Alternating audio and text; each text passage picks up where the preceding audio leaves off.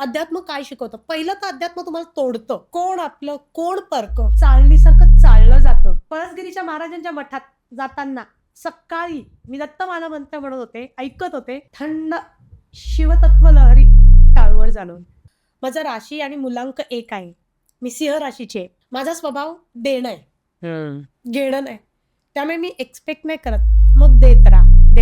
Trawling बद्दल वगैरे काय वाटतं म्हणजे? Cut the crape. मी तर म्हणेन गेले एवढं ट्रोल कोण लोक करतात, जी लोक ना स्वतः काही नाहीयेत आणि त्यांना ना आतून अस्वस्थ असतात. ती माणसं ती आजारी असतात. सो वुमन एम्पॉवरमेंट स्पेशली तुझे काय त्याच्यावरती व्ह्यूज आहेत? यत्र नारीयस्तु पूज्यन्ते रमणते तत्र देवता.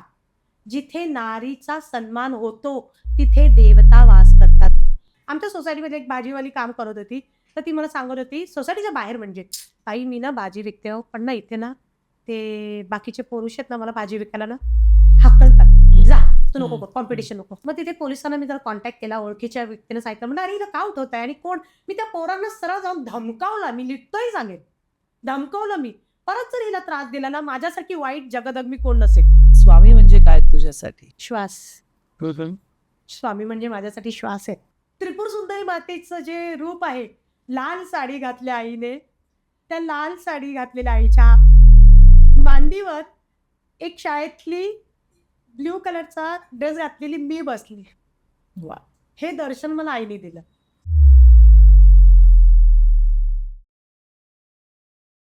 नमस्कार, मी वनश्री जोशी पांडे तुम्हा सर्वांचं इंटेलेक्च्युअल टॉक्समध्ये स्वागत करते. आमचे एपिसोड तुम्हाला आवडत आहेत, तुमचे कमेंट्स आमच्यापर्यंत पोहोचत आहेत आणि मला खरं सांगू का खूप आनंद होतो, कारण आपल्या कामाचं कौतुक झालेलं कोणाला आवडत नाही.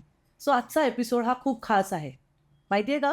कारण आपल्याकडे आज एक व्हायब्रंट आणि कलरफुल अशी एक सुंदर अशी गोड माझी मैत्रीण आलेली आहे. तिचं इंट्रोडक्शन द्यायचं तर ती पोलीस खात्यामध्ये मागच्या 24 वर्षांपासून कार्यरत आहे. त्याचबरोबर ती एक बाईक रायडर आहे. मॅडम लडाखला जाऊन आल्यात बाईक घेऊन. त्याचबरोबर कविता करायचा छंद आहे, उत्तम गाते, त्याचबरोबर लिखाणसुद्धा करते आणि 2022 ते 2025 हाय कमिशन ऑफ इंडिया कॅनबेरा ऑस्ट्रेलियामध्ये सिक्युरिटी ऑफिसर म्हणून तिने काम केलं आहे. माय गॉड, मी जेव्हा तिच्याबद्दल विचार करते मला खूप कौतुक वाटतं आणि आज ती आपल्याबरोबर गप्पा मारायला आलेली आहे. सो आजची आपली कलरफुल, व्हायब्रंट आणि डॅशिंग गेस्ट आहे आरती बेळगली. तिच्याशी गप्पा मारूया आणि तिचा हा प्रवास कसा सुरू झाला आणि त्या प्रवासामागे जी एक ऊर्जा असते, ती ऊर्जा तिच्यासाठी स्वामी आहेत, माझ्यासाठी स्वामी आहेत. तर हा तिचा प्रवास कसा घडला, कसा झाला, काय काय अनुभव आले, ते सगळं जाणून घेऊया. हाय आरती, कशी आहेस? नमस्कार, श्री स्वामी समर्थ. स्वामी समर्थ. आपण मला या पॉडकास्टसाठी बोलवलं, त्यासाठी फार फार धन्यवाद. हा पॉडकास्ट सुरू करण्यापूर्वी आपण पहिला स्वामींना आवाहन करूया. स्वामींची ऊर्जा घेऊन, त्यांचा आशीर्वाद घेऊन हा पॉडकास्ट पूर्ण करूया आणि सुरू करूया. नक्कीच. श्री स्वामी. श्री स्वामी. मी आता जो दत्तमाला मंत्र म्हणणार आहे, त्याची ऊर्जा फार अफाट आहे आणि तुम्हाला ती जाणवणार आहे. फक्त डोळे बंद करून तो अनुभवायचा आहे. श्री स्वामी समर्थ. ओम नमो भगवते दत्तात्रयाय स्मरणमात्र संतुष्टाय महाभयनिवारणाय महाज्ञानप्रदाय चिदानंदात्मने बालोन्मत्तपिशाचवेशाय महायोगिने अवधूताय अनुस्यानन्दवर्धनाय अत्रिपुत्राय ओम भवबन्धविमोचनाय साध्यसाधनाय ह्रीं सर्वविभूतिदाय क्रौं साध्यकर्षणाय ऐं वाक्प्रदाय क्लीं जगत्त्रयवशीकरणाय सौः सर्वमनःशोभनाय श्रीं महत्सम्पत्प्रदाय ग्लोबुमण्डलाधिपत्यप्रदाय द्रां चिरञ्जीविने वषट् वशीकुरु वौषट् आकर्षय विद्वेषय फट् उच्चाटे ठः ठः स्तंभय स्तंभय खेम खेम मारय मारय नमः संपन्नय संपन्नय स्वाहा पोषय पोषय चित्तं तोषय तोषय सर्वमन्त्रस्वरूपाय सर्वतन्त्रस्वरूपाय सर्वयन्त्रस्वरूपाय सर्वपल्लवस्वरूपाय ॐ नमो महासिद्धाय स्वाहा.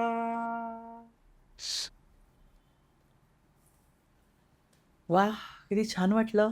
मला कुठल्या तरी देवळात गेल्याचाच भास झाला. कारण हे जे दत्तमाला मंत्र आहे ना, तो खूप अद्भुत मंत्र आहे आणि ह्यामागचं थोडंसं सांगेन मी. ब्रह्मा आणि विष्णू ह्यांनी मिळून भगवान दत्तात्रेयांची केलेली ही स्तुती आहे. अरे वा. आणि ह्या स्तुतीमध्ये जे तुम्ही ऐकले असेल शब्द ओम ऐम ह्रीम, हे सगळे बीजाक्षर आहेत जी आपल्या शरीरातल्या प्रत्येक ठिकाणात इम्पॅक्ट करून ती ऊर्जा निर्माण करते. हम्म. आणि हा खूप पॉवरफुल मंत्र आहे. तुम्ही याची या मंत्राचं जर तुम्ही साधना केलीत तर तुमच्या आयुष्यातले पूर्ण जी पलटच होईल. हो ना. येस. कशी आहेस तू, सांग. आपण मी खूप दिवसांपासून गप्पा मारतोय फोनवर आणि मेसेजिंग चालू आहे. फायनली आपण भेटतोय. ऍक्च्युली तुझ्याबद्दल पहिलं सांगायचं तर मला सोनचाफ्याबद्दलच बोलू दे ग. आहा. कारण प्रेक्षक खरं सांगते, जशी माझ्याकडून महाराजांनी दत्तमाला मंत्राची साधना करून घेतली, 1 नाही 2 नाही 3 वेळा, आणि ती जशी झाली, मागच्या 2 महिन्यांपूर्वी मी सतत लोकांना सोनचाफा वाटत फिरते. सतत फिरते सोनचाफा. मला कळत नाही. इवन एकाच्या बर्थडेला सुद्धा आम्ही सोनचाफा दिला, गुलाब दिले नाहीत. बट आमच्या साहेबांनी तर सांगितलं, अरे वा, हे तर छानच झालं की. म्हणजे मला माहित नव्हतं की सोनचाफा सारखा सारखा मला का असं उत्स्फूर्त करतोय. आणि मग कुठेतरी तुझा पॉडकास्ट पाहिला वनश्री, आणि त्या पॉडकास्टमध्ये लक्षात आलं, अरे काहीतरी जुळतंय सोनचाफा. आणि मग मला माझं कॉन्व्हर्सेशन झाल्यानंतर मला लक्षात आलं की सोनचाफा म्हणजे त्या सोनचाफा प्रोडक्शनमध्ये तिच्याशी आणि माझं महाराजांना जुळवणं होतं आणि काहीतरी कार्य महाराजांना आमच्याकडून करून घ्यायचंय. आणि हेच मला संकेत होते आणि आज ते पूर्ण होत आहेत कदाचित. तू ते महाराजांची इच्छा. सोनचाफा घेऊन आली आहेस, म्हणजे खूप छान. थँक्यू. मला खूप आनंद झाला. मला फुलं कोणी दिली की खूप आवडतं. मला गुलाबाची फुलं, सोनचाफ्याची फुलं मला खूप आवडतात. कारण तुझ्या फुलासारखी आहेस म्हणून. अरे बापरे. Thank you so much. Thank you. So Aarti, कसा होता प्रवास? तुझं बालपण कुठे गेलं? मग तू पोलीस खात्यामध्ये का जॉईन करावंसं वाटलं? कसा होता प्रवास? प्रवास फारच खडतर होता. कारण साधा सुद्धा प्रवास स्ट्रॉंग लोकांसाठी नसतो ना. आणि लहानपणापासूनच एक अशी स्ट्रॉंगनेस होती. कारण माझे वडील he is just like a don. हो. आणि माझी आई पण एकदम स्ट्रॉंग लेडी. मग त्या माझ्या पालकांनी मला जे त्यांच्याकडून मला मिळालंय ते म्हणजे बिनधास्त. म्हणजे माझी पर्सनॅलिटीच म्हणता येईल. माझी पर्सनॅलिटी एकदम बोल्ड, बिनधास्त आणि ब्युटिफुल, पण न घाबरता बिनधास्त बोलायचं. बेधडक. कारण चुकलं तर माफी मागायची आणि चूक नसेल तर बिनधास्तपणे आपले मत मांडायचे. मग समोर कुणीही असो, मी परमेश्वराव्यतिरिक्त कुणालाही घाबरत नाही. आणि त्यामुळेच तो एक प्रवास सुरू झालाच की अशी एक जिद्द होती. लहानपणापासूनच स्पोर्ट्स, कला क्षेत्रात सगळीकडे एकदम फर्स्ट क्लास. शाळेतले टीचर वगैरे पण खूप ओरडायचे मला. मी म्हणजे खूप मस्तीखोर पण होते. पण जसं जसं प्रवास पुढे होत गेला, तो लक्षात आलं की आपल्यामध्ये खूप काहीतरी क्वालिटीज आहेत, त्या डेव्हलप झाल्या पाहिजेत. पण गायडन्स कुणाकडून नव्हता. करायचं आहे काहीतरी, हा एक ध्येय माझ्याकडे होतं. पण काय, मग कबड्डी.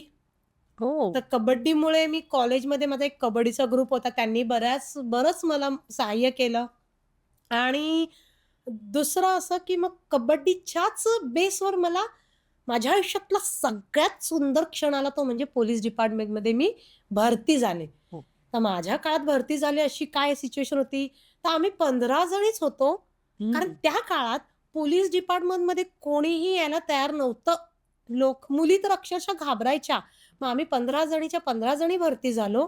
आणि मग तिथून माझ्या आयुष्यातला एक वेगळा टप्पा सुरू झाला. माझं ध्येय फिक्स होतं की मला काहीतरी करायचंय. माहित नव्हतं काय करायचंय, पण मला जायचं होतं. मग मी त्या प्रवाहाच्या विरुद्ध दिशेने गेले. म्हणजे माझा हा नेचर आहे, की मला जर दाबायचा प्रयत्न केला तर मी अजून स्प्रिंग स्प्रिंगसारखी अजून उडते.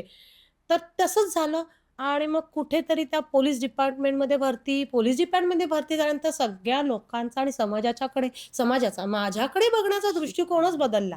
तुम्ही म्हणजे म्हणतात ना, उगवत्या सूर्याला दंडवत नमस्कार. दंडवत करतात. म्हणजे माणूस माणसाकडे माणसाच्या नजरेने नाही पाहत आहे. ही एक शोकांतिका आहे ना? एकदम. कारण तुम्हाला काहीतरी प्रूव्ह करावं लागतं. तुम्ही कोणीतरी आहात हे जेव्हा तुम्ही दाखवता, तेव्हा लोकं तुम्हाला मग ओळखायला लागतात, मान-सन्मान देतात. हे खरं तर दुर्दैवी आहे, पण काय ते वी आर हेल्पलेस. येस. हां, पण त्याच्यामध्ये पण तो प्रवास तुम्हाला पुढे सुरू ठेवायचा आहे. करेक्ट. आणि अशा प्रकारे पोलीस डिपार्टमेंट म्हणजे माझी सर्व्हिस 24 वर्ष झाली. आणि त्या 24 वर्षाच्या सर्व्हिसमध्ये मी तुला सांगेन, असे खूप छान-छान अनुभव आले. पोलीस, डॅशिंग, पर्सनॅलिटी आणि असं खूप. म्हणजे माझा एक स्वभाव आहे. महाराजांनीच दिलाय तो. मन करुणामय आहे. ते परमेश्वराची देण आहे. आणि दुसरं की लोकांची सेवा. आम्ही पोलीस आहोत म्हणजे आम्ही लोकांची सेवा करतो. आम्ही लोकांच्या सेवेसाठी आहोत. मग त्या सेवेमध्ये जिथे कुठे तुम्हाला कुठेही काहीही दिसले चुकीचं घडत असेल तर तिथे थांबा. लोकांना मदत करा. जेवढी तुमच्या परीने होत असेल तुम्ही करा. आणि ह्या प्रकारे तो प्रवास सुरू झाला. काय अनुभव होते? तू जसं म्हणाल चांगले अनुभव म्हणजे सगळ्यात डॅशिंग म्हणजे मी तुला हां. सांगेन, की मी टेक्नॉलॉजीमध्ये जास्तच होते. माझ्या मिस्टरांनी मला सांगितलं, की "तू टेक्नॉलॉजीला जरा पकड. कारण प्रगत युग होत जाणार आहे. बरोबर. तर टेक्नॉलॉजीला सोडता कामा नये." मग त्यामुळे मी क्राईम ब्रांचमध्ये होते तेव्हा क्राईम ब्रांचला टेक्नॉलॉजिकली स्वतःला पुढे घेत चालले. म्हणजे माझा एक स्वभाव अजून आहे, की संधीला सोडायचं नाही. अपॉर्च्युनिटीज सारख्या नॉक नाही करत. ती आली की ग्रॅब करायची. माझं असं म्हणणं आहे, की अपॉर्च्युनिटी क्षणाक्षणाला पावलोपावली आहे. तुम्ही फक्त ती ग्रॅब करा. ती समोर येणार नाहीये. ती येणार नाही. ती तुमच्याकडे तुम्हाला लक्षात आलं पाहिजे, की हे Correct. घ्यायचं की नाही घ्यायचं. बरोबर. आणि तशाच प्रकारे मग मी कॉन्फरन्स वगैरे तिथे प्रेझेंटेशन वगैरे करण्यासाठी मग म्हणजे भरपूर पुरुष असायचे आणि मी एकटी स्त्री असायची टेक्निकली सगळा तो प्रोजेक्शन आणि ते सगळं क्राईम कॉन्फरन्स सांभाळण्यासाठी. पण मी ते केलं. हं. मी घाबरले नाही. मला मध्ये तर एका ऑफिसरने विचारलं पण, की "मॅडम तुम्ही घाबरत का नाही हो? म्हणजे तुम्हाला भीती नाही वाटत का?" तर म्हणलं, "का घाबरायचं? त्या परमेश्वराव्यतिरिक्त आपण कुणालाही घाबरू नये, जर तुम्ही चुकत नाही आहात तर." करेक्ट.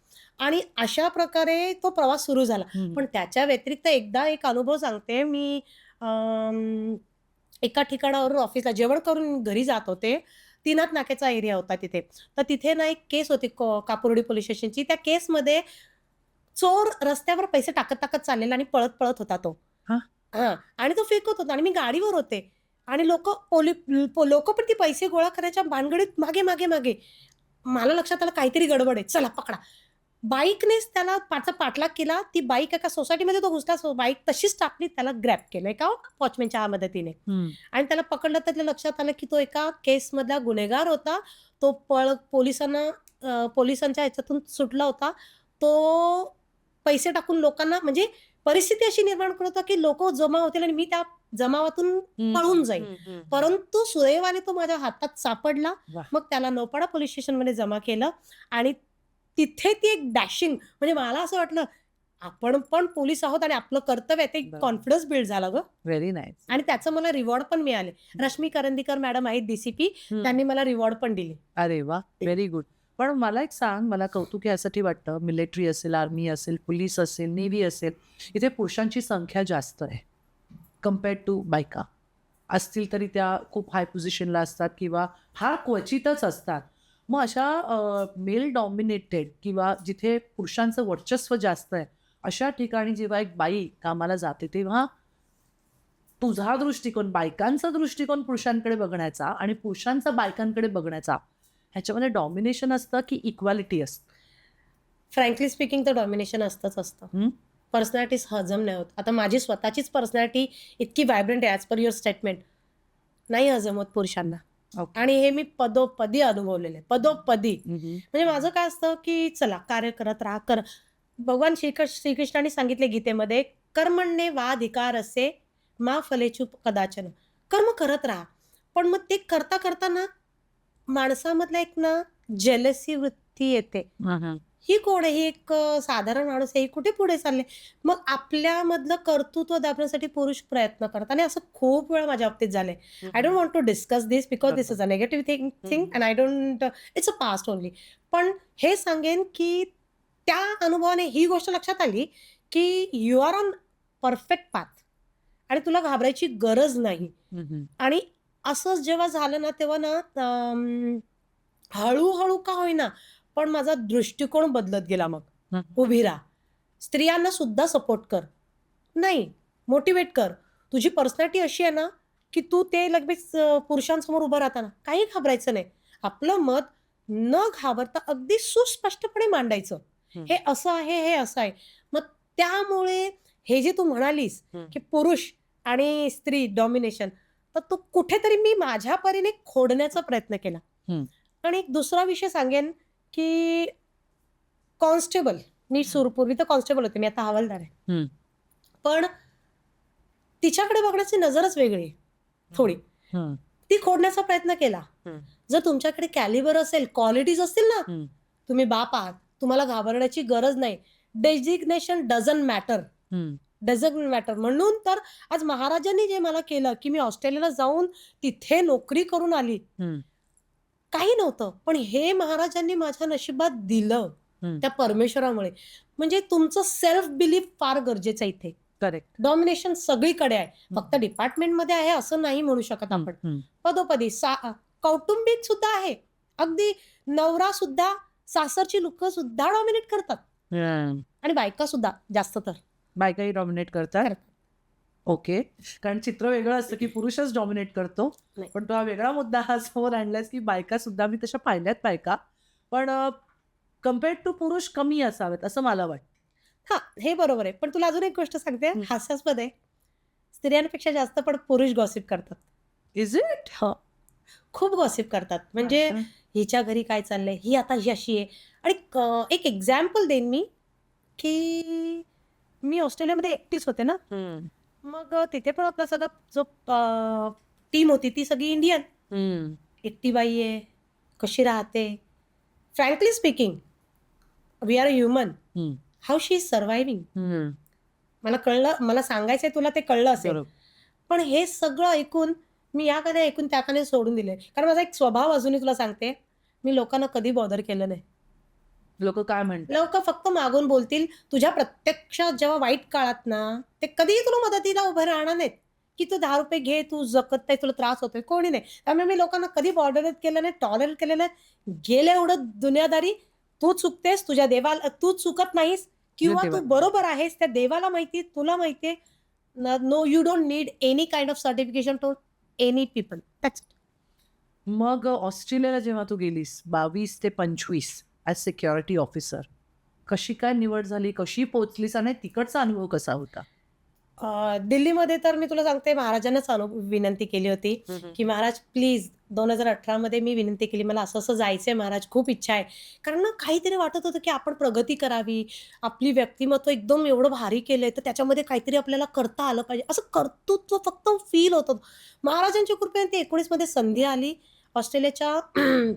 ऑस्ट्रेलिया म्हणण्यापेक्षा आपल्या दिल्लीच्या विदेश मंत्रालयाच्या ऑफिसमध्ये माझी निवड झाली. ती पण इंटरव्ह्यू. मी तुला खरं सांगेन, त्या परमेश्वर काय आपल्यावर कृपा करतो. पूर्ण इंटरव्ह्यू मी इंग्रजीमध्ये क्रॅक केला. आणि आता तुला हा उदाहरण देईन, प्रेक्षकांना पण सांगेन की तुमचा कॉन्फिडन्स, आय स्वेअर, शेवटचा प्रश्न जसा होता, त्या शेवटच्या प्रश्नामध्ये मला काही कळलं नव्हतं. अच्छा. प्रश्न कळलाच नाही, पण मी तो प्रश्न इतक्या जबरदस्त प्रकारे आन्सर्ड केलं ना की तो त्यांना ते मी डायजेस्ट करायला लावलं इतक्या कॉन्फिडेंटली.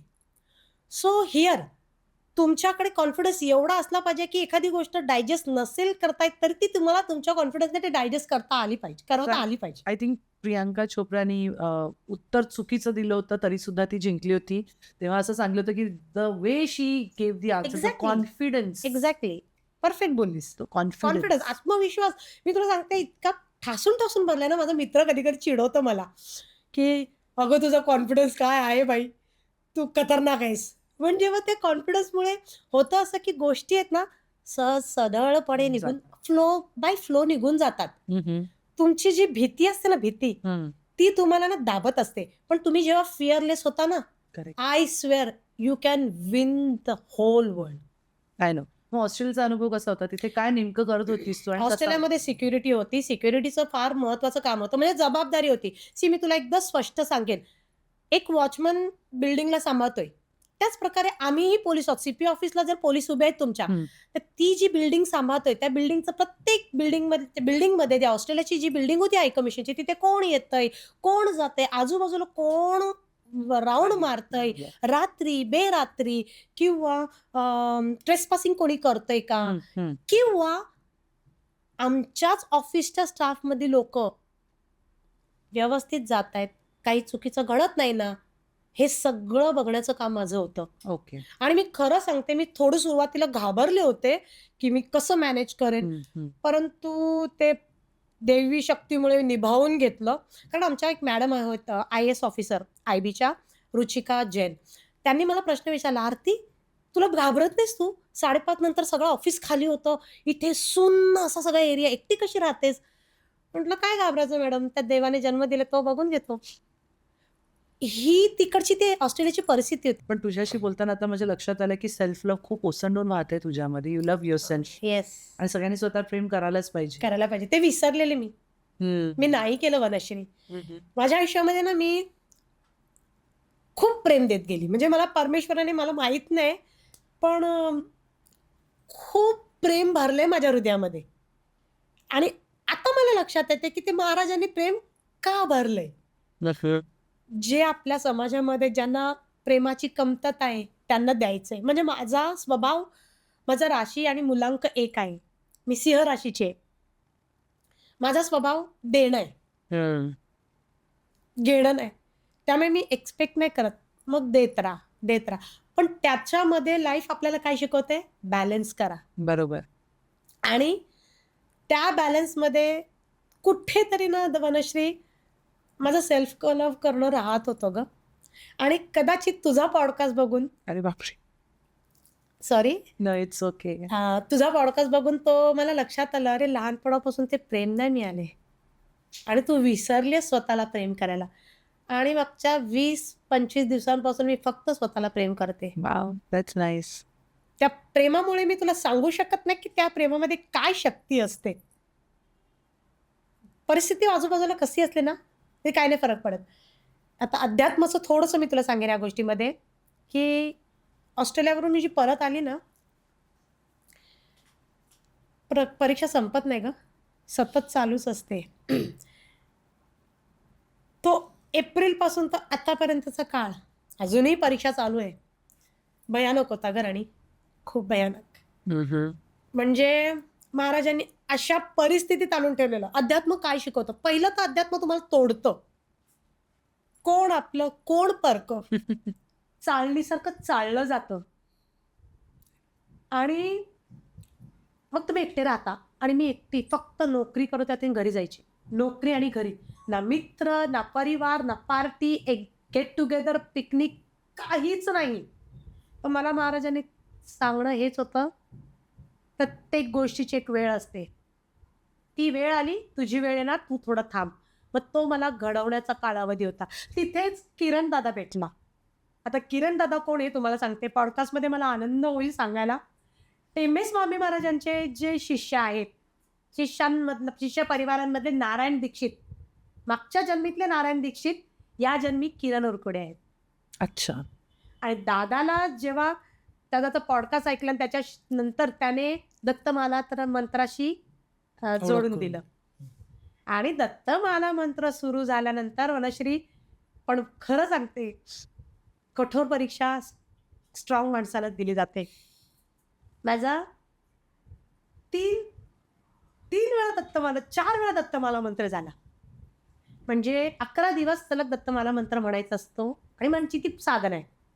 एकदा झाला, दादा म्हणतोय नाही ताई खरा बरं. दुसऱ्यांदा झाला, तिसऱ्यांदा झाला, चौथ्यांदा जेव्हा केला ना, तर महाराजांना तिथं म्हटलं, महाराज आता बस झालं, मी पुढे मग तिथीनित्य देवीचं साधना नाही करणार. आणि तुला सांगते अनुभव, महाराजांच्या ठिकाणी मला त्यांना घेऊन जायचं होतं. याच प्रवासामध्ये पहिला तर माणगाव गरुडेश्वर गाठलं, जिथे टेंबे स्वामी महाराजांचे समाधी आहे. तिकडच्या प्रवासानंतर माझा प्रवास सुरू झाला आणि जेव्हा दत्त महाराजांचा चौथ्यांदा झाला तेव्हा पळसगिरीच्या महाराजांच्या मठात जाताना सकाळी मी दत्त महाराज म्हणत होते, ऐकत होते, थंड शिवतत्व लहरी टाळूवर जाणवली. अरे वा, किती सुंदर. आणि हा अनुभव मी दादाला सांगितला. म्हणजे जशी त्या मंदिरात मठात बसले, दादाचा कॉल, ताई उद्या भेटायचंय. ज्या व्यक्तीला मी भेटण्यासाठी इतकी प्रयत्न आतुर. करत होते, पण महाराजांच्या इच्छेशिवाय काहीच होत नाही. मग दादाचा कॉल आला. दादाला दुसऱ्या शिवरात्र, अरे वा, छान. शिवरात्री दादाला भेटले. मी तुला सांगू शकत नाही, आपल्या गुरूंची भेटण्याचा जो आनंद असतो ना, दादाची पाद्यपूजा झाली आणि दादाने महाराजांची ऊर्जा दिली हम्म. आणि तो अनुभव खूप जबरदस्त होता. म्हणजे तू विचार कर, या 1 वर्षामध्ये अजूनपर्यंत मी तुला सांगते कसं होतं माहितीये, तोंड बंद आहे, हात बांधलेत, पाय बांधलेत, फक्त श्वास घ्यायचा. आणि मग दादा भेटला आणि मग सुरू झालं, हळूहळू गोष्टी सुरू झाल्या. मला कळायला लागलं. मग तुला मी सांगते, दादाच्या बरोबरच महाराजांनी तेव्हा साथ सोडली. हे खूप महत्वाचं आहे. मग तिथे लक्षात आलं, दादाने मार्गदर्शन केलं. हम्म. तिथी नित्यदेवी, आता मी या पॉडकास्टला तुला सांगू इच्छिते, तिथे नित्यदेवी म्हणजे आपल्या प्रत्येकाचा जो जन्म झालाय त्या जन्माची आपली एक तिथी नित्यदेवी असते. माझा जन्म अष्टमीला झालाय, तर माझी देवी आहे त्वरिता माता. त्वरिता माता. हा, त्वरिता माता. मग प्रत्येकाची देवी असते का? येस, प्रत्येकाची देवी आहे. 15 तिथी नित्य देवी आहेत. आता ते सुद्धा मी टेक्निकली आणि स्पिरिच्युअली सांगते. अमावस्येच्या सुरुवातीपासून जो चंद्राचा प्रकाश असतो, तो पहिला कामेश्वरी मातेचा, तो दिवस कामेश्वरी माता तिथी नित्य देवी. मग असं सगळ्या 1, 2, 3 अशा 15 तिथी नित्य देवींची, देवी ज्या सलग 15 दिवस पौर्णिमेपर्यंत, हम्म. मग त्यानुसार ती साधना आयुष्यात आली. दादाने ती साधना दिली. बरं. कारण आपल्याला शरीरामध्ये फेमिनाईन आणि मॅस्क्युलाइन एनर्जी आहे, येस, बरोबर? येन यान म्हणतो त्याला. राईट. शिवशक्ती. शिवशक्ती. तर तुला मी जसं सांगितलं, पळसबरीला जाताना महाराजांनी शांत केलं आणि शिवतत्व लहरी जाणवले. आता त्याच्यासाठी शक्ती येणं गरजेचं आहे. तर त्या शक्तीसाठी तिथी नित्य देवींची साधना. अच्छा. आणि मग ती सुरू झाली मार्च फेब्रुवारी पासून. तुला मी सांगते, तिथी नित्य देवीचा 11व्या दिवशीचा अनुभव म्हणजे प्रेक्षकांना हा एकदम असा हलवून सोडेल. मी रडत होते आईसमोर, देवाऱ्यात समोर बसले. आई, काय ग, तू आई आहेस ना, तू लेकराची हाक ऐकशील ना. लेकरू अंतःकरणातून हाक मारते. तुला माहितीये, त्रिपुर सुंदरी मातेचं जे रूप आहे, लाल साडी घातल्या आईने, त्या लाल साडी घातलेल्या आईच्या मांडीवर एक शाळेतली ब्ल्यू कलरचा ड्रेस घातलेली मी बसली. वा. हे दर्शन मला आईने दिलं आणि मला लक्षात आलं की आईने मला कुशीत घेतले. आणि हा अनुभव इतका जबरदस्त होता, म्हणजे फक्त अश्रू वाहत होते, अश्रू. त्याच्यामध्ये दुसरं काय, कारण ते लहानपणापासून जे अपुरं प्रेम होतं ना, बरोबर, आईने ते कुशीत घेतलं ग. बरोबर. आणि ती पूजा, ती तिथे नित्य देवींची तिथून जी सुरू झाली, ती हळूहळू मग या साधनेमध्ये प्रवास जबरदस्त सुरू झाला. जबरदस्त म्हणजे ऊर्जा जाणवायला लागली. करेक्ट. मग त्यासाठी ग्राउंडिंग करा. एक्स्ट्रा ऊर्जा आली असेल तर धरती मातेला ती परत करा. या साईडला ऊर्जा जाणवायची, मग इथे, मग कधी कधी खूप. आणि आत्ता माझ्या मैत्रिणी मला कधी कधी सांगतात की, म्हटलं काय ग, तुझं अंग काय इतकं गरम आहे? साधनेमुळेच. Very nice. म्हणजे तिथी नित्य देवी, आता तुला लक्षात आलं, कळलं.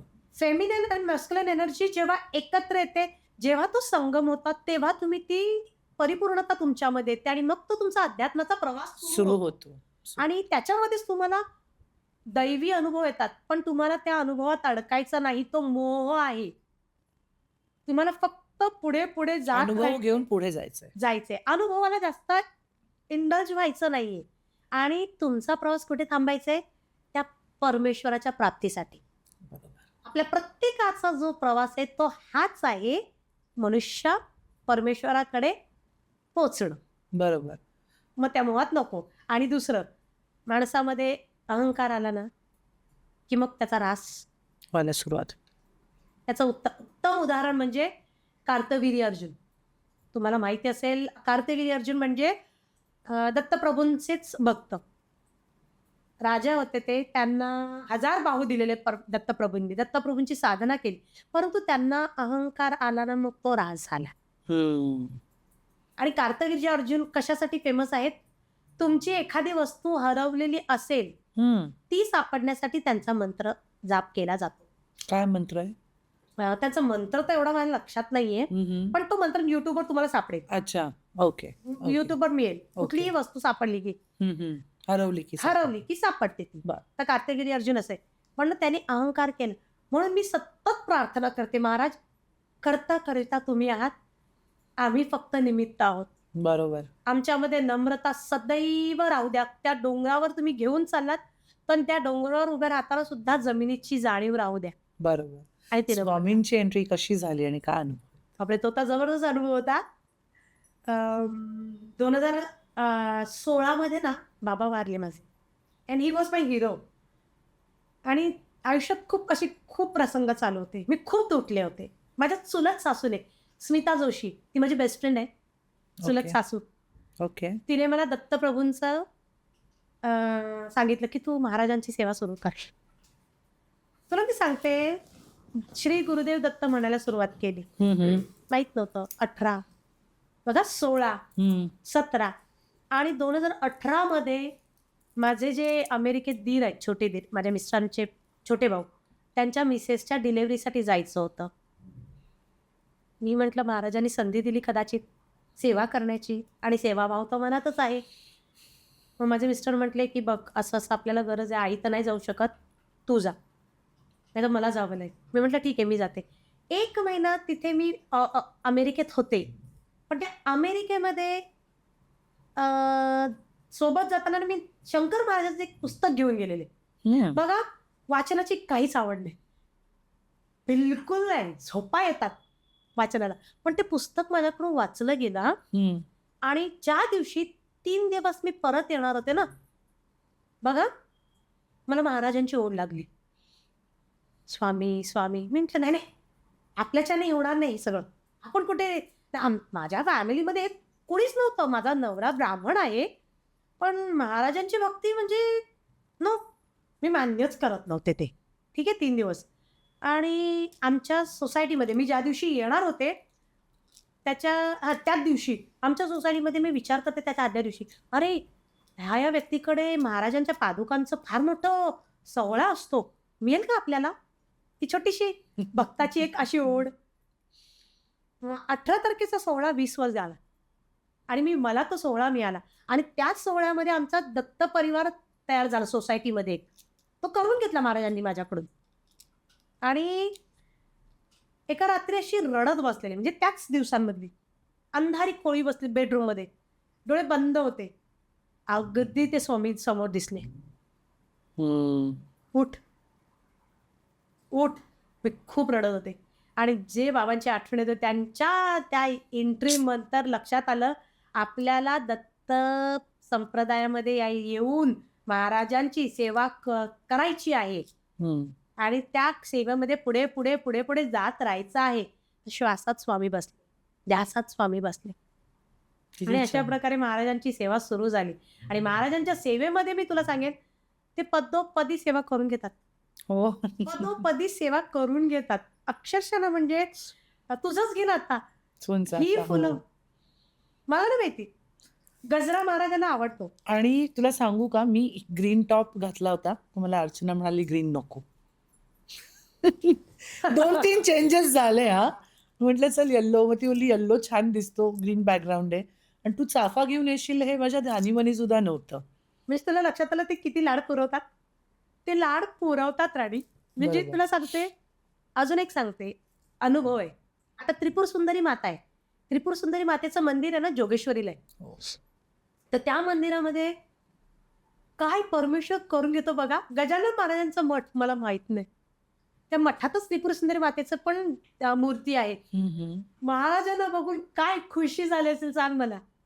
हा, आणि नशीब असं पोचली आणि ललिता त्रिपुर सुंदरी मातेचा जप सुरू म्हणजे हे स्तोत्र सुरू झालं आणि तो स्तोत्र जो आहे ना तो 33 मिनिटाचा आहे. हो. मी सतत रडते. तिथे बसले, मी रडते, डोळ्यातून पाणी येते. आईचं दर्शन होतंय, समोर बसले, सतत रडतेय. कारण हे संकेत असतात. परमेश्वराच्या जेव्हा चरणी जातो तेव्हा ना परमेश्वर आपलं अंतःकरण शुद्ध करत असतं आणि Correct. अश्रून वाटे. करेक्ट. तेव्हा तुमच्या मनात ना शून्य भाव राहतो. आणि सतत आईकडे रडत रडत रडत रडत बघत होते. आणि काय आणि आईने अनुभव द्यावेत. काय की आई दिसली आणि असं वाटलं की आईने मला मिठी मारली. बस तेवढा सगळा जो सोहळा मिळाला.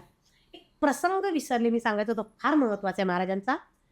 जो कोणी दत्त संप्रदायात आहे ना तो जर महाराजांच्या इच्छेशिवाय गिरणारला जाऊ शकत नाही. अगं मला जायची खूप इच्छा आहे. पण जाऊ शकत नाहीस कारण त्यांच्या इच्छेशिवाय पुढे जाऊ शकत नाही. त्याचं कारण सांगते. मी ऑस्ट्रेलियावरून एप्रिलला मागच्या वर्षी आले ना, मला लक्षात आलं महाराज माझं काही ठरलं नव्हतं का जायचं गिरणारला वगैरे. 3 दिवसापूर्वी गिरणारला जायचे, चल उठ, पटापट बुकिंग केली. 4 दिवसांमध्ये गिरनार गाठलं. गिरनार महाराजांनी करून घेतलं. आणि गिरनारचा अनुभव असा की तो चढताना आहे बघ, गोजबम्स येत आहेत. महाराज सोबत आहेत. मंदिरात पोचल्या पोचल्या फक्त त्यांच्या पादुकांचं दर्शन आणि त्यांचं दर्शन नुसती डळासा रडते. 5 मिनिटं बसले, 5 मिनिटं त्या साधनेमध्ये महाराजांची म्हणजे मनसोक्त ती मूर्तीला न्याहाळत बसले आणि ध्यान साधना केली.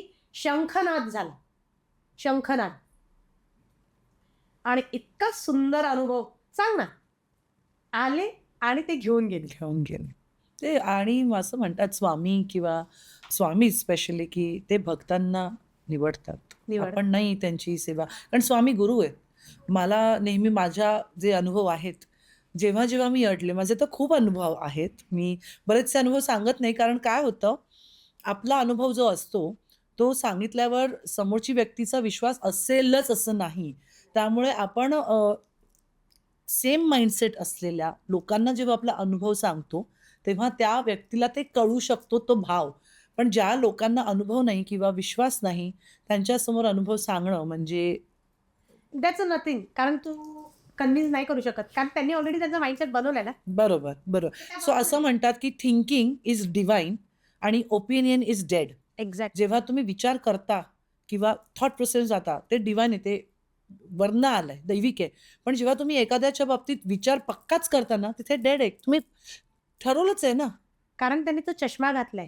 बरोबर. जोपर्यंत तो चष्मा तू बदलत नाही बरोबर. तोपर्यंत त्या व्यक्तीचं रूप दिसणारच नाही. म्हणजे बरोबर. मी प्रेक्षकांनाही सांगू इच्छिते, तुम्ही एखाद्या व्यक्तीचं जर तुम्ही मत बदललं असेल आणि त्या व्यक्तीने जर स्वतःचं व्यक्तिमत्व कुठेतरी चेंज केलं असेल, करेक्ट. ते बघण्यासाठी तुम्ही तुमचा चष्मा काढावा लागेल. बरोबर. तुम्हाला रिकामं व्हावं लागेल. बरोबर. तेव्हा त्या गड्यामध्ये तुम्हाला काहीतरी भरलं जाईल. बरोबर. नाही तर तुम्ही ऑलरेडी भरलेले आहात, मग तुम्ही काय घ्याल. बरोबर.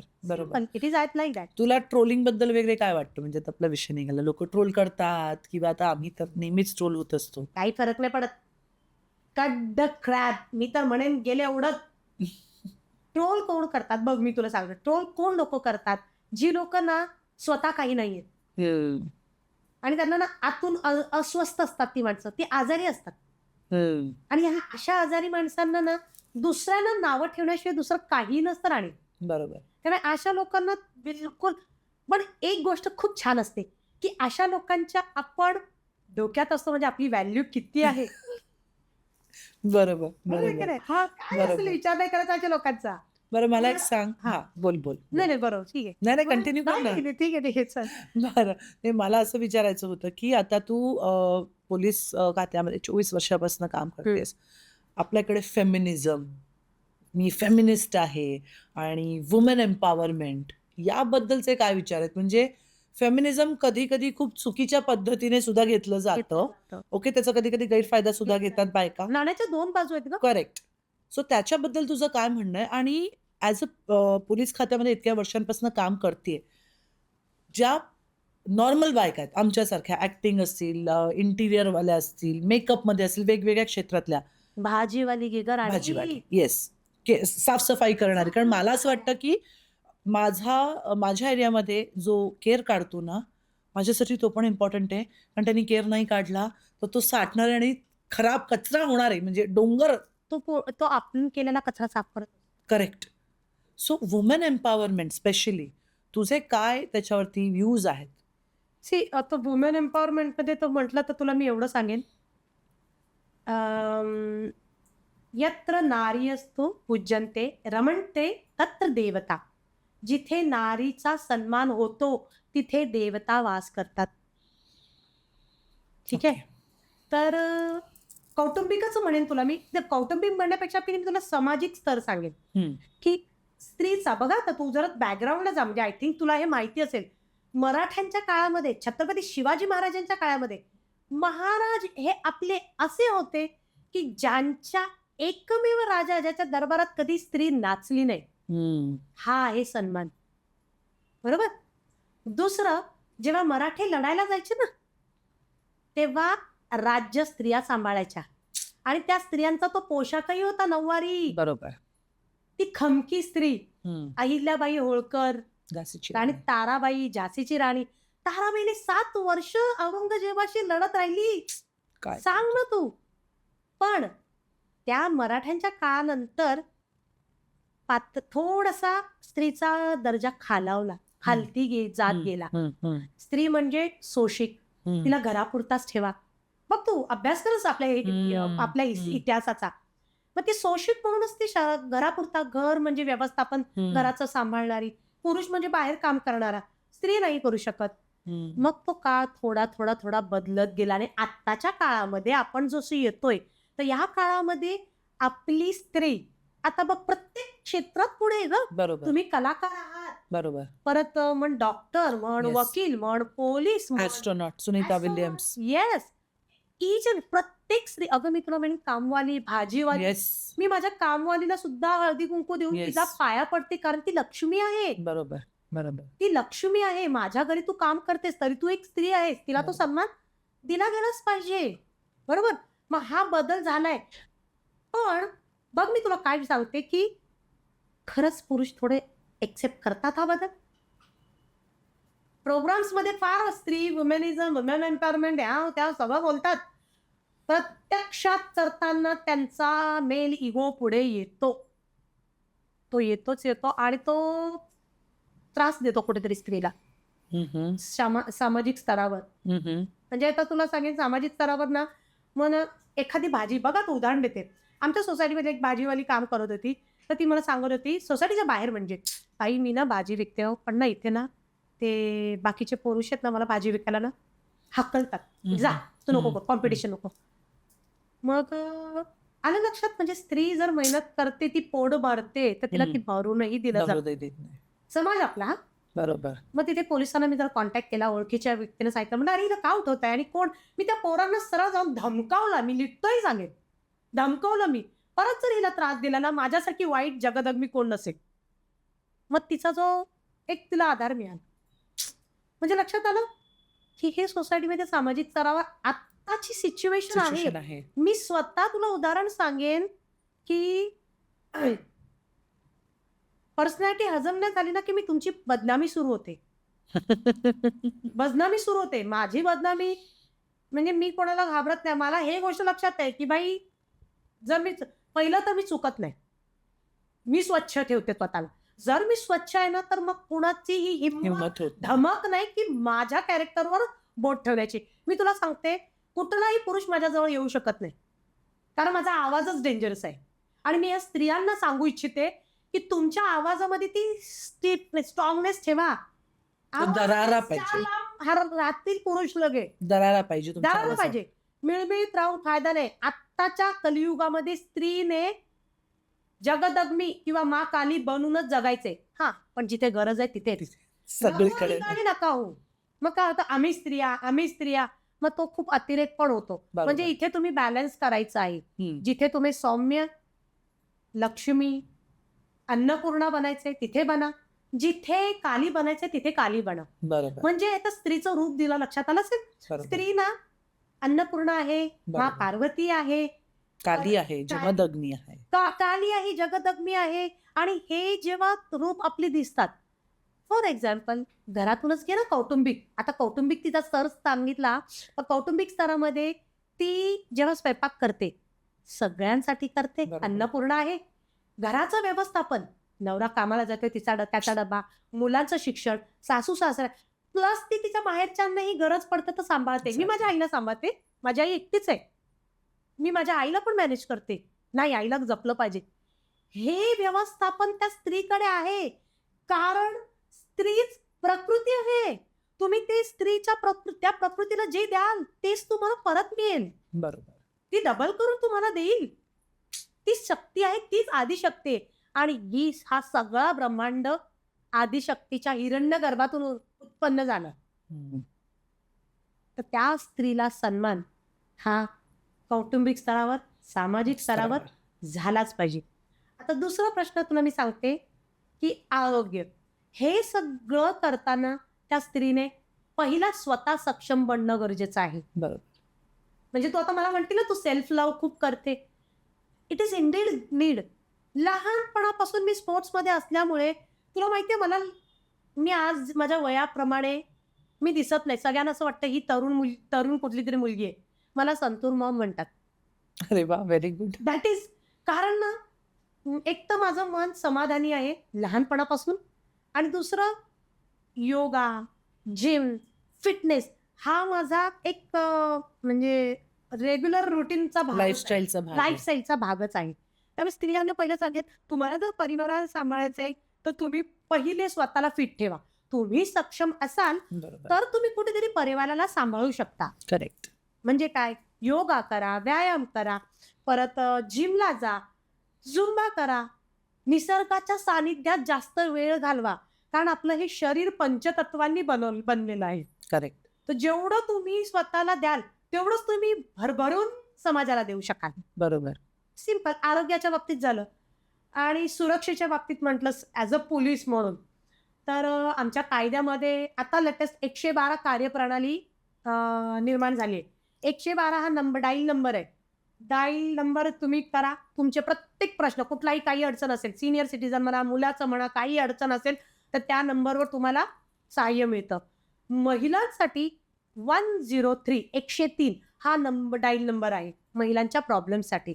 त्याच्या व्यतिरिक्त पोलीस डिपार्टमेंटमध्ये महिला तक्रार निवारण कक्ष आहे. डोमेस्टिक व्हायलन्स, आता डोमेस्टिक व्हायलन्स बद्दल जर तुला मी सांगितलं झालं, स्त्रिया शोषित, त्या सहन करत राहतात, सहन करत आहे. बरोबर आहे, स्त्री ही सहनशक्तीची देवी आहे, पण कुठे एका मर्यादेला तिने थांबलं पाहिजे. बरोबर. आता इथे मी ब्रेक केला पाहिजे, आणि मला जे चाललेलं आहे, माझ्यावर चाललंय, त्याच्यासाठी मला उभं राहायचंय. मग तुमच्यासाठी महिला तक्रार निवारण कक्ष आहे. बरोबर. चौथं आपलं तुम्हाला म्हटलं तर निर्भया पथक. आता निर्भया पथक काय करतं, रात्री ज्या नाईट शिफ्ट वगैरे जातात त्या लेडीज, त्यांच्यासाठी ते गस्त घालतात. कुठे कोणाला प्रॉब्लेम असेल की त्यांच्याबरोबर त्यांना घरी पोहोचवणं वगैरे, हा रात्रीचं गस्त पथक आपलं आपण मुंबईमध्ये सगळीकडे आहे. हो, ठाण्यात आहे. Okay, okay. आणि दुसरं म्हटलं तर तुमचं दामिनी पथक. दामिनी पथक काय, छेडछाड करणाऱ्यांना. अच्छा. बस. म्हणजे पोलीस खात्याने सगळीकडून सगळ्या सुरक्षिता पुरवलेल्या आहेत. परंतु मी तुला एक स्त्री म्हणून सांगेन, देत नाहीत. नाही, आहे, सगळं आहे. पण जेव्हा प्रसंग येतो तेव्हा तुम्ही तुमच्यातली शक्ती जागी करा ना. आता मी तुला सांगेन, कोर्ट आहे, प्रोसेस आहे, पोलीस स्टेशन आहे. घाबरतात लोक याला. काय येतात, कारण ती भीती मारून टाका, तुम्हाला कोणी काही करणार नाही. अन्याय होतोय, अन्याय जोपर्यंत समोर येत नाही तुम्हाला न्याय कसं मिळेल. बरोबर. ती भीती तुम्ही तोडली पाहिजे. आणि आता मी तुला जे सांगितलं पोलीस खात्यामध्ये, तर नेलपेंट्स लावायला फक्त नख नाहीयेत, डोळे काढा ना. जर तुमच्यावर अत्याचार होतोयस तर बोचकारा. बघ, ह्या स्त्रीच्या जेव्हा इथे आलं ना, इथं, तर तिच्या प्रत्येकीमध्ये ती स्त्री शक्ती आहे. ही 100% जागी होईल आणि ती बाहेर येईल. आताच्या स्त्रियांनी मा कालीचं रूप घेऊन तुमच्या जगात वावरलं पाहिजे. परिवारामध्ये राहताना तुम्ही सौम्य राहा, पण जेव्हा तुम्ही अशा अशा परिस्थितीमध्ये असता तेव्हा तुमच्यातली स्त्री शक्ती जागृत ठेवा, सतर्क राहा. कुठे काय प्रसंग येईल तुम्हाला माहित नाही, अलर्ट राहा. बरोबर.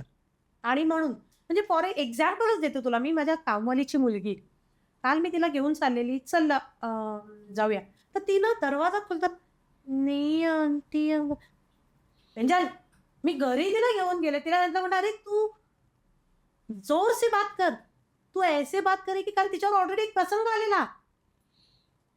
एका पुरुष माणसाने तिचा तोंडावर असा हात लावला, तिला घेऊन गेला. दिवसभर ती नव्हती, संध्याकाळी ती कुठून कशी काय परत आली माहित नाही. पण ती जर ओरडते तर तिला ओरडता पण आलं नाही. म्हणजे हे कुठेतरी प्रत्येक आईबाबांनी मुलाला दोघांनाही सांगितलं पाहिजे. अब्यूज दोघांनाही होऊ शकतो लहानपणी, हे शिकवणं गरजेचं आहे. कारण आता जी पुण्याला केस घडली ज्याच्यामुळे अख्खं पुणं पण ती पेटलं, खूपच लहान होती ना, आणि ती खूपच लहान मग होती. इथे मी तुला अशा सांगते, ठिकाणी काय कसं प्रोटेक्शन द्यावं? जर 2 वर्षाची 6 महिन्यांच्या मुलींवरती कायदाच आहे सुद्धा का, दुसरा काय नाही. आणि आई वडिलांनी जपलं पाहिजे मला असं वाटतं. कारण त्या मुलीला काय कळते घराणी. पुरुष म्हणतात ना, लहान मुली छोटे छोटे कपडे घालून जातात. अरे काय 4 वर्षाच्या पोरीला काय कळतं रे. आणि सगळ्यात वाईट गोष्ट की त्याला शिक्षा नाही झाली अजूनही. का नाही झाले? मला हा एक खूप नेटलेस I can't talk on this. I understand. आपण शोकांकी काही ते फिरतायत. का पुण्याची जी केस झाली होती त्याच्यावर आधी सुद्धा गुन्हा होता, पण ते सोडलं. मी वाच्यता नाही करू शकत. आपली अगदीच दुःख मान्य आहे ना ग राणी, आहे ना, आहे. दुःख आहे. आम्ही ॲज कॉमनर जेव्हा बघतो तेव्हा आम्हाला रक्त उसळतं की ते 6 महिन्याच्या मुलीला आम्ही कसं सांगणार की तू प्रोटेक्शन, तू कराटे खेळ किंवा एक्झॅक्टली रिअर.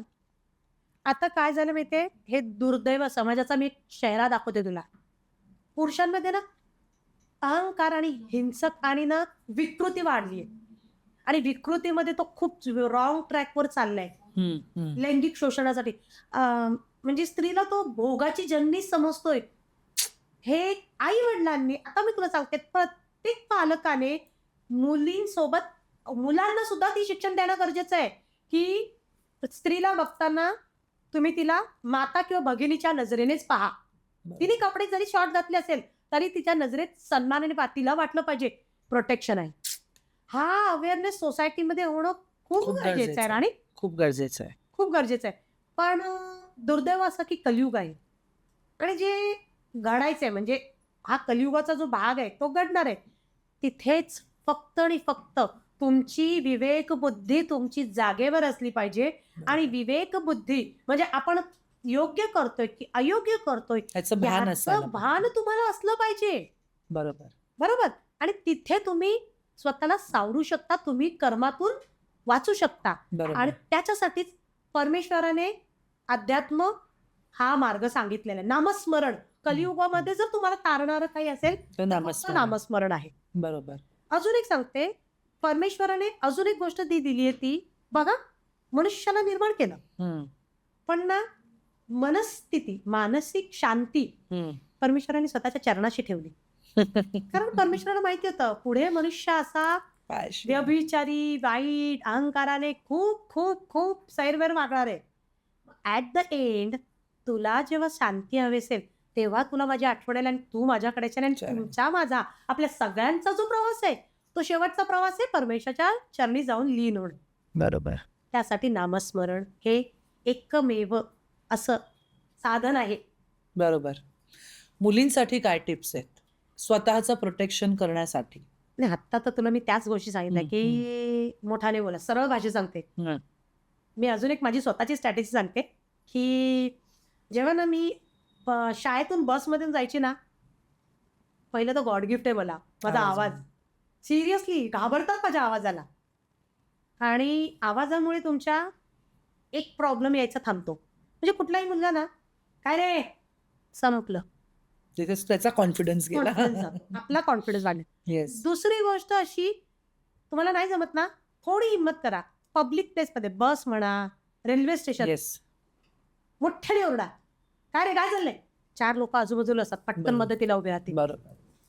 तिसरी गोष्ट, मसाला वगैरे स्वतःसाठी प्रोटेक्शन थोडंसं ठेवा. स्प्रे, मसाला स्प्रे, असं का प्रोटेक्शन ठेवा स्वतः बरोबर. डायल नंबर्स ठेवा. आणि महत्वाचं, आईने तर मुलींना सांगितलं पाहिजे, रात्रीचं नाईट आउट कुणाच्या घरी करू नका. कारण आज कलियुग आहे. You cannot trust anyone. Anyone. कोणालाच विश्वास ठेवू शकत नाही. त्यामुळे तुम्ही रात्री नाईट आउटला कुठेही जाऊ नका. तिसरं असं, कोणावरही विश्वास ठेवू नका. कुणाच्याही गाडीत बसू नका. आज मुलं म्हणण्यापेक्षा आज मुली पण तेवढ्या प्रॅक्टिकल आहेत.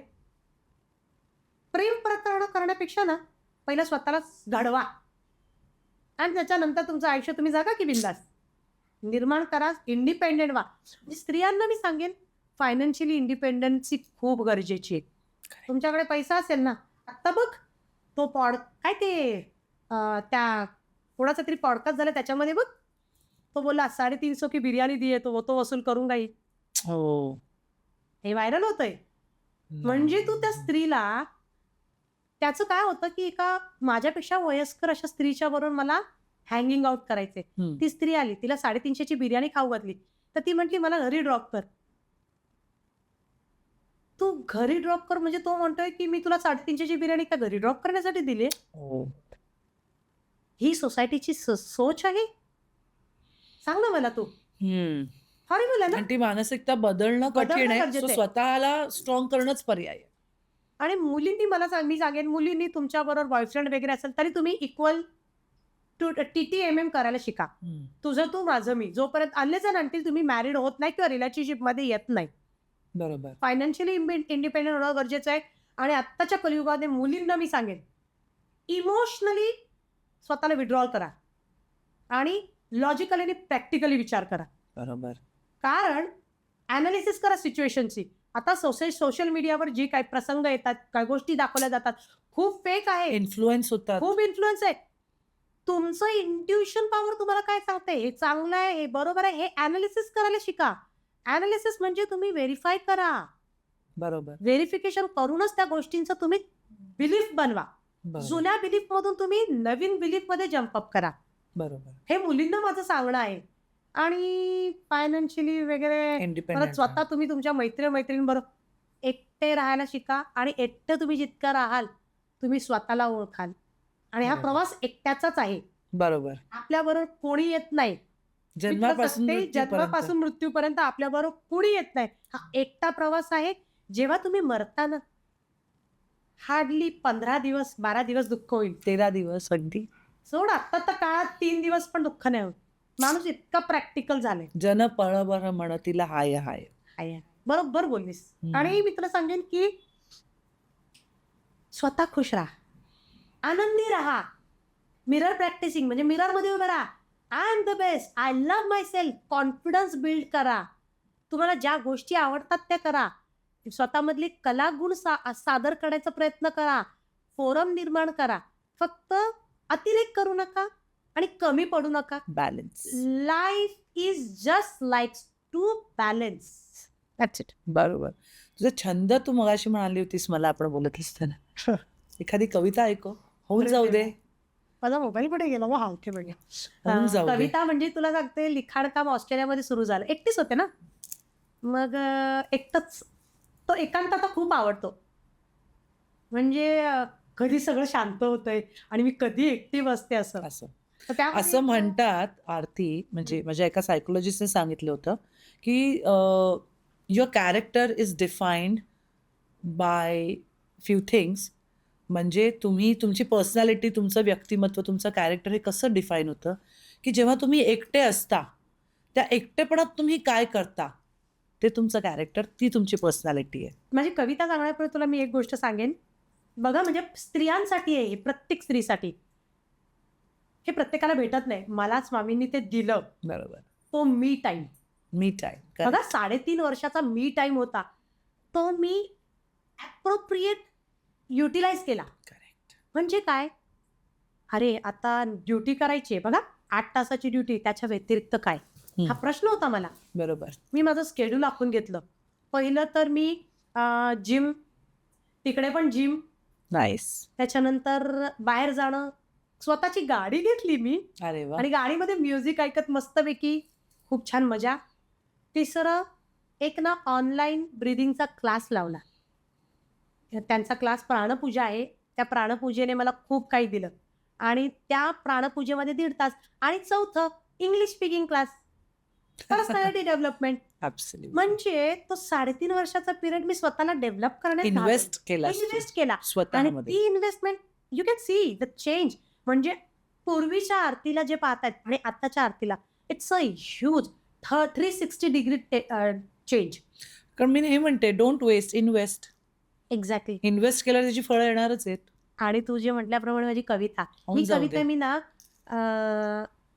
त्या झोनमध्ये होती मी एकदम अशी आणि वुमन्स डेच्या दिवशी बनवलेली आहे. अरे वा, व्हेरी गुड. ही सगळ्या बायकांसाठी आहे. हे सगळ्या आपला हा पॉडकास्ट जो बघतायत ते सगळ्या 1 वर्षाच्या मुलीपासून अगदी नवीन जन्मलेल्या Yes, मुलीपासून yes. ते अगदी 90 वर्षांच्या आजी सगळ्यांसाठीच. होऊन जाऊ दे. ती तिच्या विश्वात आनंदी राहते.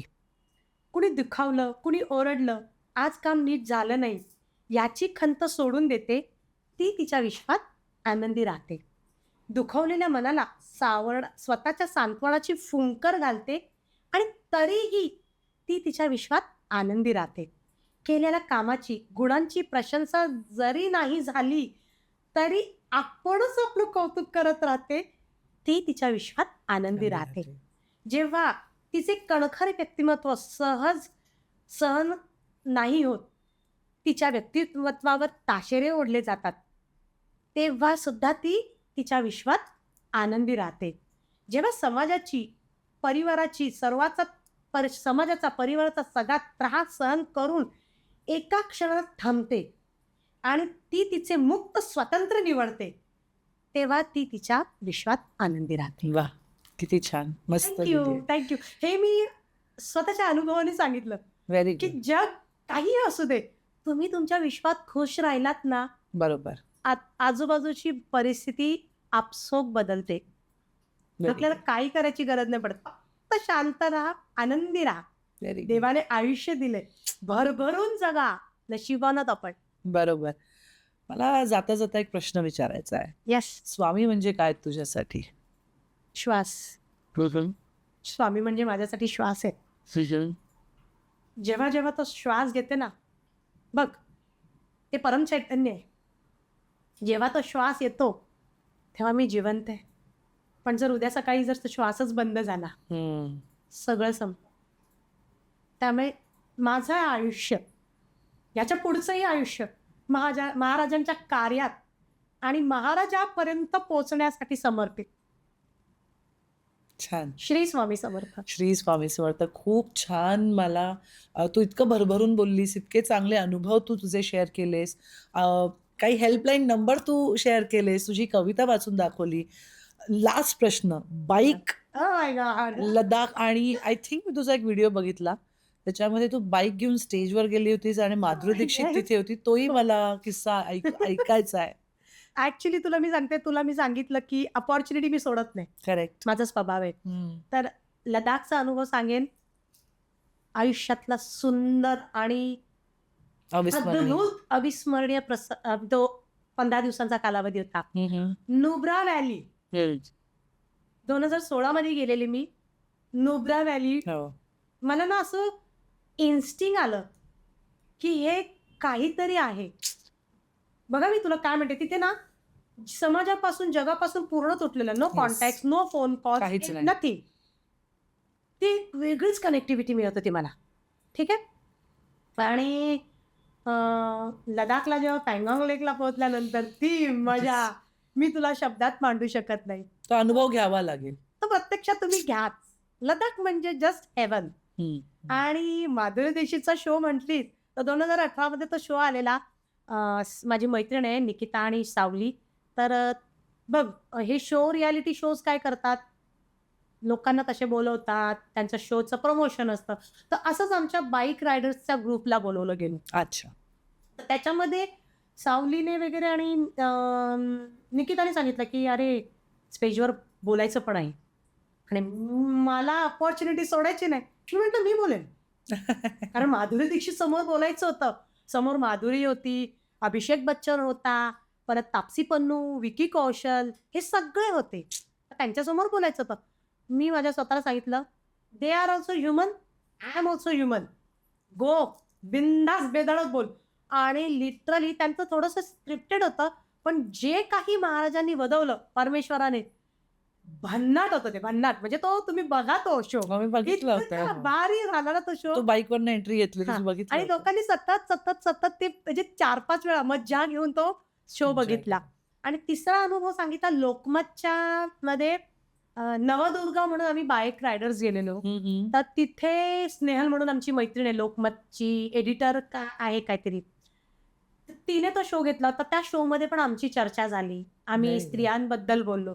म्हणजे माझं व्यक्तिमत्व हे असं प्रेझेंट झाले ना, मग कुठून ना कुठून अपॉर्च्युनिटी येतच येत असते. होती. बोला तुम्ही, मोटिवेशन. म्हणजे मला असं वाटतं देवाने माझ्यामध्ये ना एक असा उत्स्फूर्तपणे असा एक वक्ता घडवलाय, बरोबर जो लोकांना प्रबोधनासाठी, बरोबर नवनवीन लोकांना उभं राहू दे, लोकांमध्ये अजून जागृती होऊ दे, आणि ती कार्य महाराज करूनच घेतात. करून घेत आहे. म्हणून तू आज इथे आली आहेस. येस. बायकांसाठी 3 पॉइंट्स काय सांगशील ॲज पोलीस आणि बायकांसाठी म्हटलं ना, तुम्ही शक्ती आहात. कोणाच्या बापाला घाबरू नका, पहिली गोष्ट.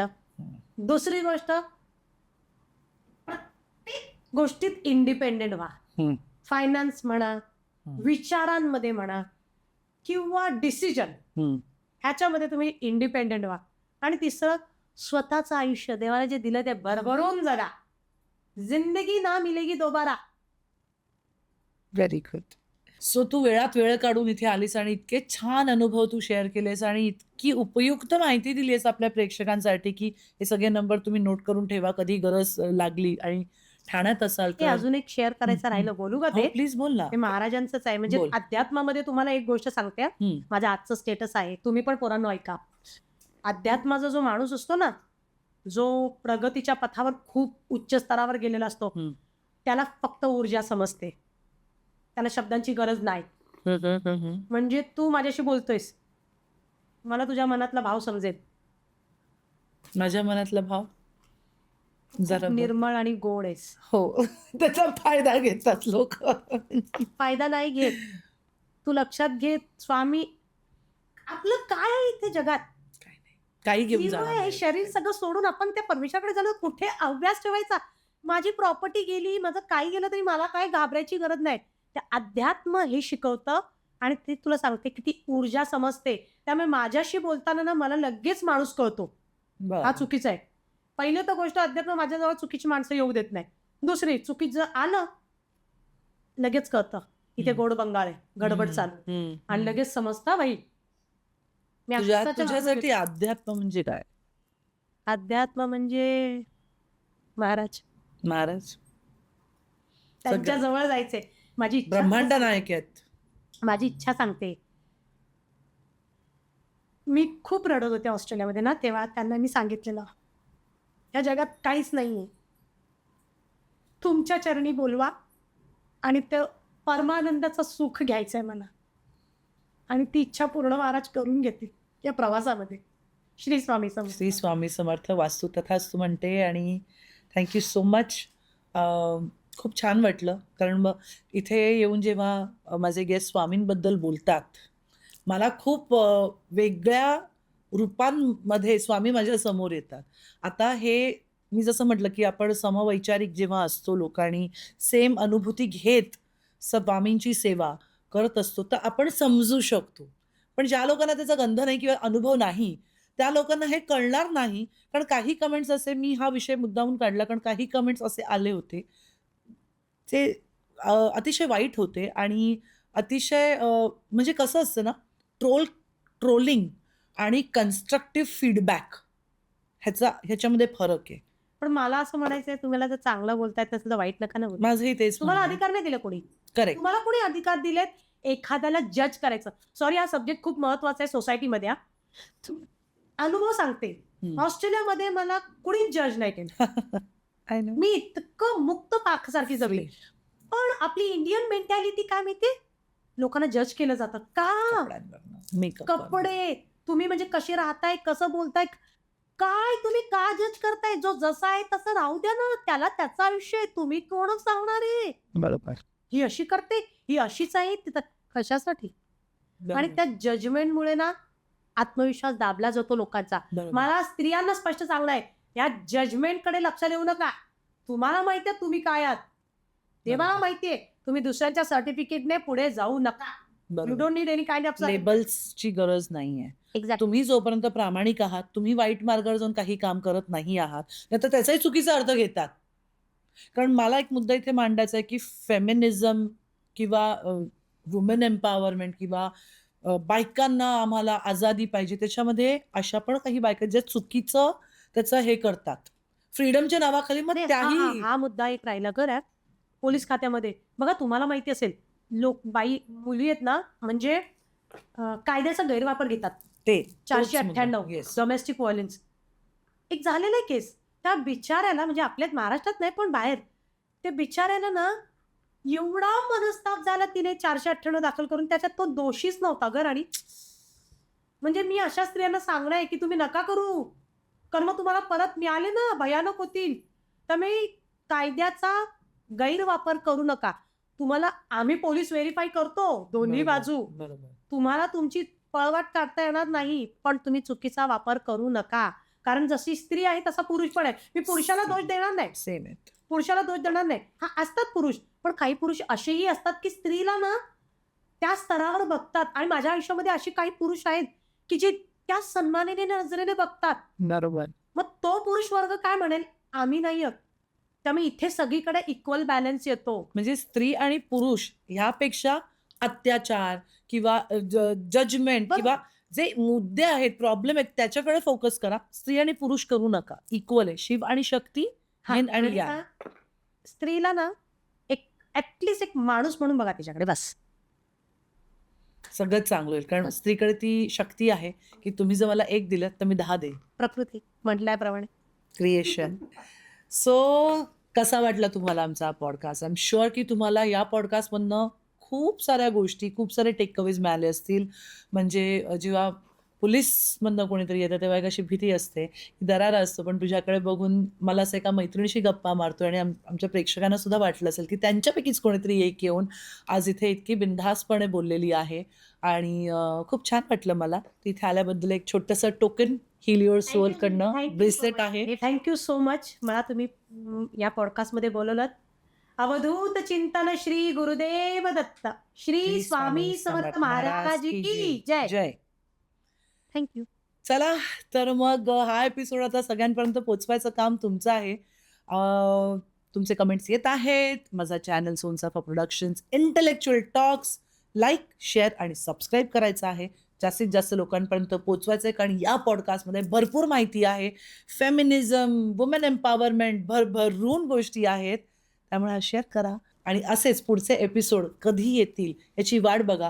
कारण खूप वेगवेगळे लोक, खूप इंटेलेक्च्युअल लोक तुमच्या भेटीला येणार आहेत. Thank you so much. Shri Swami समर्थ.